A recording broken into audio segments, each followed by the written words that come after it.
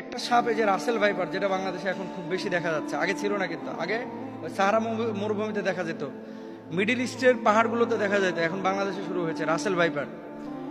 এই Russell viper সাপটা আবার কি করে, ওই মানুষ দেখলে তেড়ে এসে এটাকে মানে ছোবল মারার চেষ্টা করে, বা ওই লেজ দিয়ে আঘাত করার চেষ্টা করে, মানুষকে তেড়ে আসে। কিন্তু আপনি গোখরা সাপ বলেন, খরিশ সাপ বলেন, তারপর অন্য অন্য যে সাপগুলো, এগুলো কিন্তু আপনি যতক্ষণ তাকে না ডিস্টার্ব করবেন, না আঘাত করবেন, সাধারণত কামড়াইতে চায় না।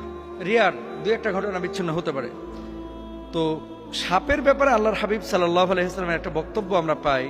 নবীজি সাল্লাল্লাহু আলাইহি ওয়াসাল্লাম সাহাবীদেরকে কোন সাপ মারার আগে 3 বার তাকে সাবধান করো, নবীজি বলেছেন সাহাবীদেরকে, যে ধরো একটা সাপকে তুমি মারবা বা আঘাত করবা, তাকে 3 বার সাবধান করো। কি বলে সাবধান করবেন?